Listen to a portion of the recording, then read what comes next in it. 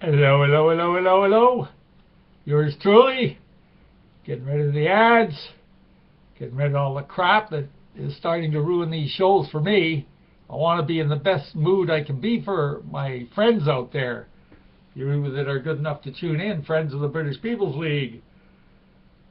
March the 5th, 2014. I don't have to wear the Guernsey sweater today, so obviously it's not as cold in the house here, which is a nice treat. And we've got the sun shining outside. And if I sound cheerful now, it's even much better. But this is my second run on the technical aspects. And I have to apologize to my two coaches, one in Britain and one in Western Ontario. There's no slur on the fine advice those two people have given me over the years. No, not at all, not a complaint. Are you kidding? They got the show this far. The rest is up to me. But when I said in yesterday's video, March the 4th, that I wish I had someone sitting right here, well, I sort of mean that. It would be nice to have somebody hands-on control so I could do my part. Keeping the flow and the political dialogue on these shows. British People's League, BritishPeoplesLeague.com has produced this show. Dinosaur News. How are you today? As I said, I'm fine, and I hope I keep the mood. I swore I wasn't going to start off negative or we'll keep losing listeners. But I did have a good roll on the first attempt at the show today. And I was hoping that Glassbox Susie was going to be working 100%. Because when she's working 100%, I don't need to keep glancing down at the recording button, which I'll now have to do with a smile. Okay, so the blind list people have come through for me. It's fantastic. I appealed yesterday for some suggestions for each show, each day. I can't think of everything. And along came from a retired civil servant friend of ours in Ottawa, a cute joke, a political spoof, shall we call it, to do with Quebec. And you know, that falls right in line with our talks on these shows about white survival. I often talk of course, our European cousins. But what about our French cousins, our French Canadians, our brothers in white skin? They're very important to me personally. I've always got along with the French Canadians. Starting back when I was a member of the Royal Canadian Air Force, I was stationed en Saint-Hubert across from La Palme Mercier, the Mercier Bridge. And it was a great memory. I was treated just fantastic. And you had a great atmosphere, French Canadians, British Canadians, Newfie Canadians. Yeah, those are the good old days when you're younger. And treated just great. The beer introduction. Blame it on the armed forces. So as a leading aircraftman, that sounds terrific title, leading aircraftman. But my eyesight, I was grounded. So I worked my way up in the orderly room, the office of the whole base, and it was an important base. NORAD, North American Air Defense Command Headquarters, was also Hubert while I was there. One of my duties, along with the paperwork and the daily routine orders, was to get the flags up every morning on the headquarters building roof. And no problem, but don't try and do it when there's a lot of beer in your system. One day I put up the good old red ensign, which was considered Canada's flag, and which we still consider Canada's flag. So it went up first, and then the American flag started with stripes, because of course North American Air Defense Command Headquarters in Canada had a lot of American officers, liaison officers, at the headquarters building. I put the American flag upside down one time. Well, an American officer came flying in. So that weekend was killed for Beattie boy, picket duty, punishment, scrubbing the floors at the fire hall. But anyway, just great memories. French Canadians.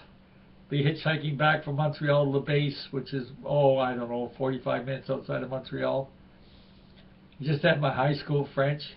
I'd say I'm going to Saint-Hubert, to, nice French Canadian guys who stopped to pick me up. And Je vais en Saint-Hubert, Well, then they thought I could speak French, and they'd be going on the story of their life, and I just smile and go, oui, oui. Sometimes I got funny looks. I probably said oui, oui when I should have been saying no, no. Whatever. And then later on in life, I became friends with Riel Cowett, the deceased head of the Social Credit Party. And his deputy was close to as well, Gilbert Rondeau. As a matter of fact, Gilbert Rondeau had me put in an unusual situation. I would have been the only Canadian, I probably am, I doubt that it's ever happened before. I had to write a political examination in the Parliament buildings of Canada, in one of the offices allocated to the Social Credit. Rondeau wanted to make sure that I wasn't just being made a fool of. Did I really understand the social credit monetary theory, which, plain common sense, his father was a Scotsman, Douglas, Major Douglas. So I hopped on the bus and headed for the Parliament buildings, went to the allocated room at the time. Actually, they called one of the social credit officials down to the guards to get me up there, whatever. Oh yeah, I ate in the parliamentary cafeteria. A lot of eyes gawping at who's the social credit got with them today. So I'm very honored. I passed the exam. I proved I knew social credit monetary very well, and I still do. In any case, that was the engagement there. So we had my Air Force days were still being recorded as I glanced out of the corner of my eye. And then the linkage with the Social Credit Party. As a matter of fact, that's an interesting linkage I should point out. Back after the Air Force in Toronto, the Social Credit needed a riding president. They had a candidate, and they needed a president of the riding. And I was just turning 21, so it could be legal. So I became the president of the riding. But I was also going to night school, trying to make up in geometry, which I'd failed a couple of times. So halfway through the campaign, I don't feel good about it, but I had to tell them at the Social Credit, I had to tell them that I couldn't keep it up. It was too important to me to get that geometry passed.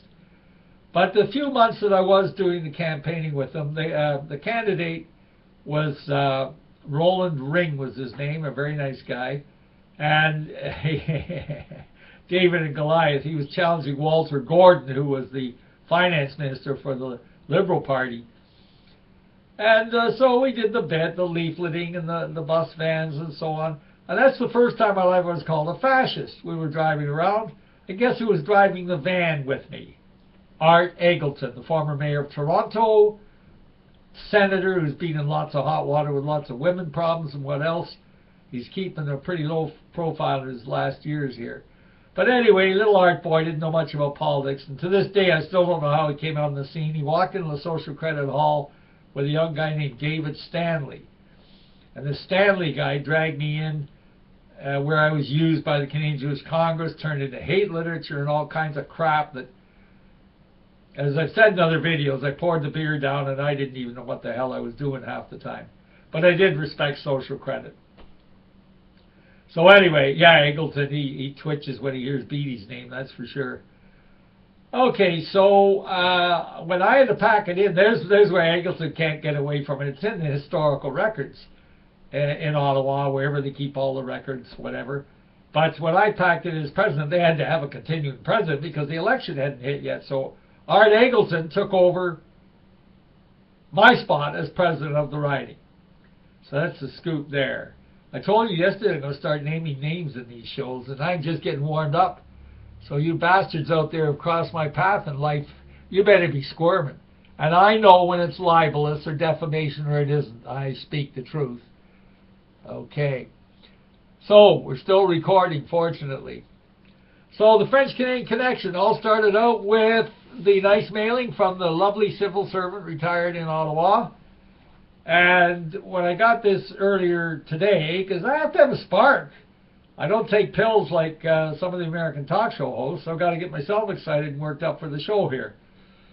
So this little spoof came along, and that's what made me think about my proud French-Canadian friends and roots in the past. And on a show earlier this week, I talked about the book in process, Canada's Secret Civil War, 1978 until, with a question mark. And there are 2 chapters of the book right now on the BritishPeoplesLeague.com homepage at the very bottom of the homepages. 2 complete chapters right there. So have a look, have a read, get your interest.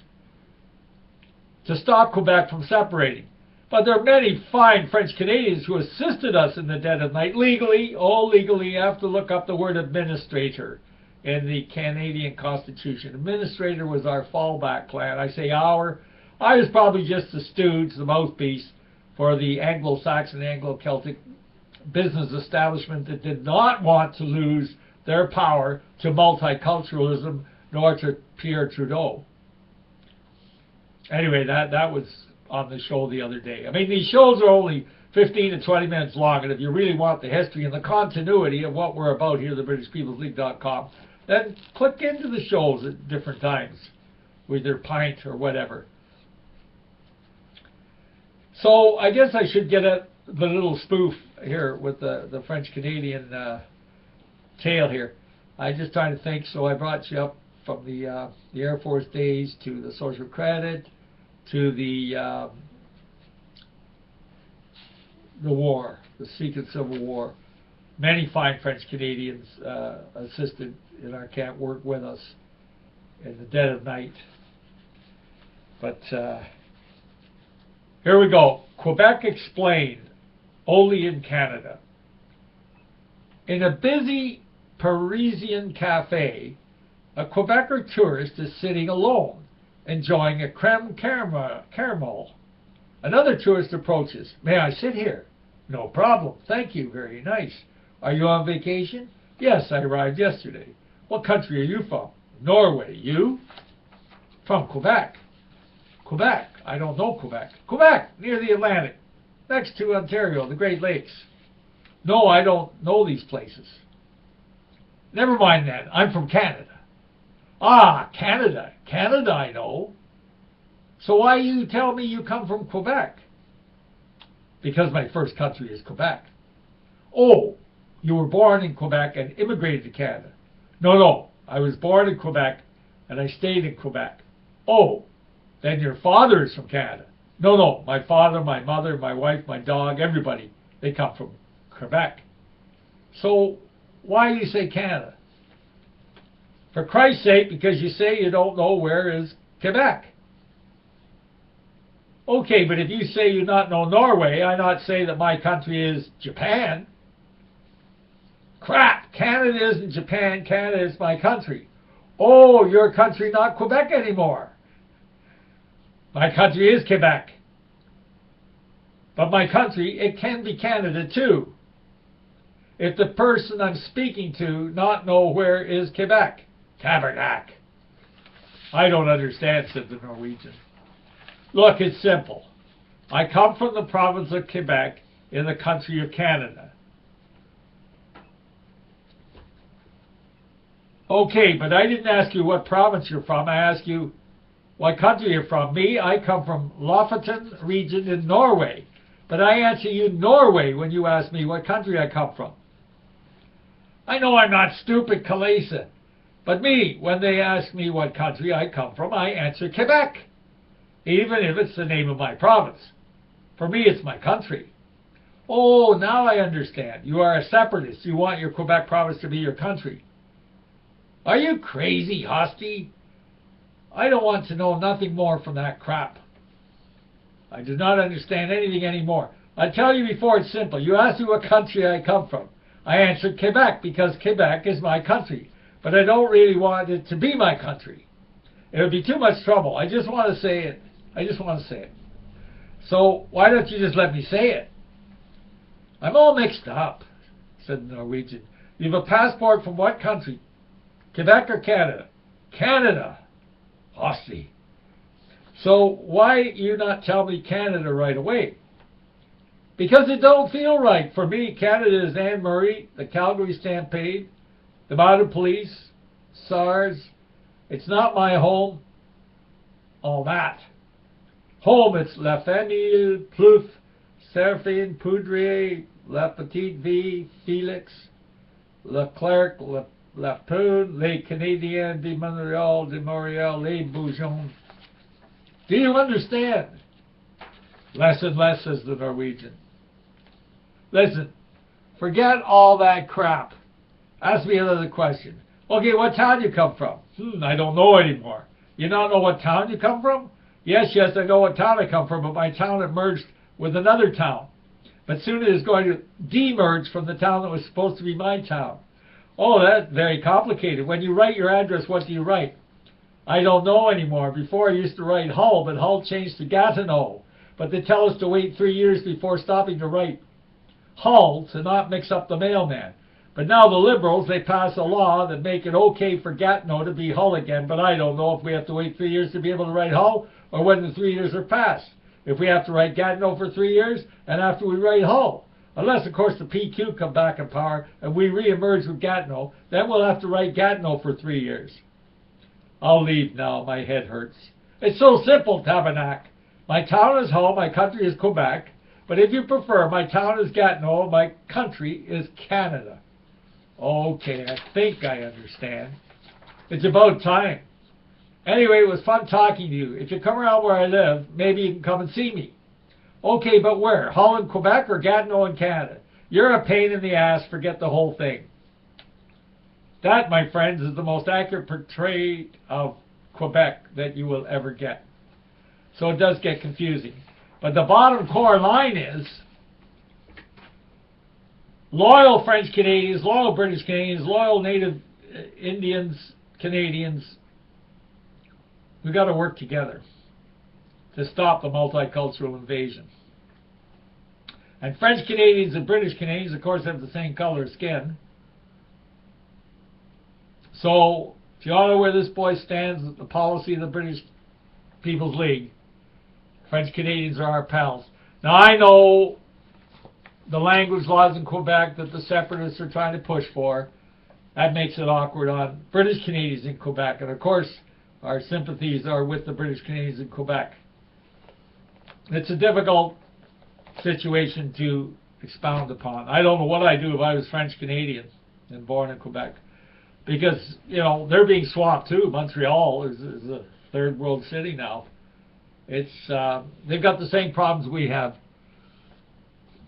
So that's quite the lesson on Quebec.